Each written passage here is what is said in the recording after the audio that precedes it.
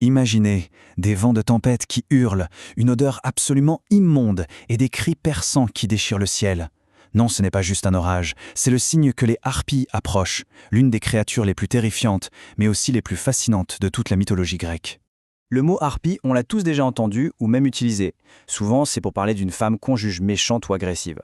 Mais est-ce qu'on s'est déjà demandé d'où vient vraiment cette insulte? Allez, on va creuser un peu pour découvrir l'histoire assez surprenante qui se cache derrière ce nom.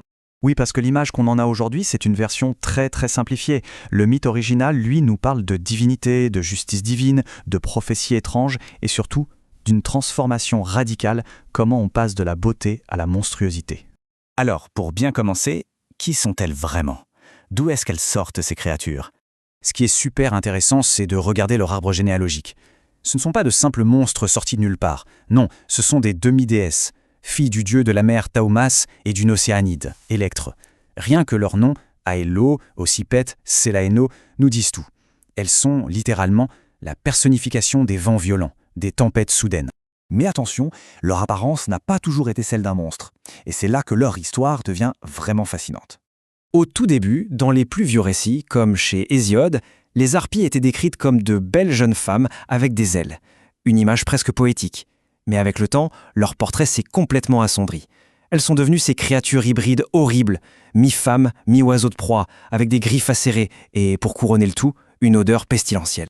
Et s'il y en a un qui a vraiment scellé cette image grotesque dans l'imaginaire collectif, c'est bien le poète romain Virgile. Dans son chef-d'œuvre, l'Énéide, il les dépeint comme des monstres rongés par une faim insatiable. C'est un portrait qui a marqué les esprits pour des siècles et des siècles.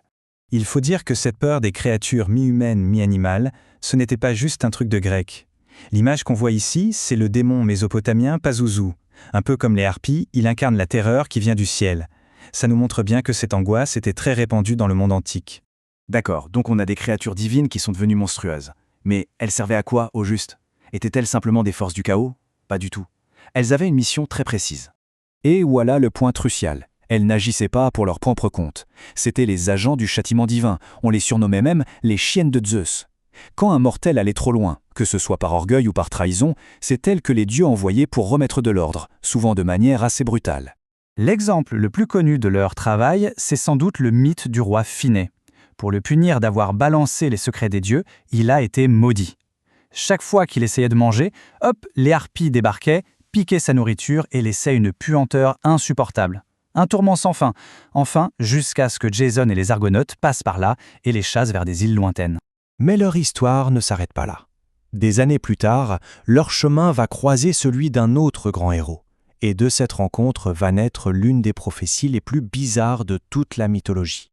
On retrouve donc nos harpies des années plus tard sur les mêmes îles où elles avaient été bannies. Et qui débarque? Le héros troyen Énée et son équipage. Évidemment, la cohabitation ne se passe pas très bien. Après un combat, la chef des harpies, Selaeno, lance une prophétie aussi étrange que flippante. Elle leur dit qu'ils ne pourront fonder leur nouvelle patrie, qui deviendra Rome, qu'après avoir eu tellement faim qu'ils en viendront à manger leur table. Manger leur table? Ça ne veut rien dire. C'est une énigme totale. Une prophétie qui semble impossible à réaliser et qui va hanter les Troyens pendant tout le reste de leur long voyage. Et la solution, franchement, est géniale. Une fois arrivés en Italie, morts de faim, les Troyens posent le peu de nourriture qu'ils ont sur de grandes galettes de pain qui leur servent en quelque sorte d'assiette.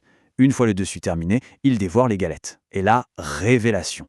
Ils viennent de manger leur table. La prophétie est accomplie. Bon, tout ça c'est un mythe ancien, on est d'accord.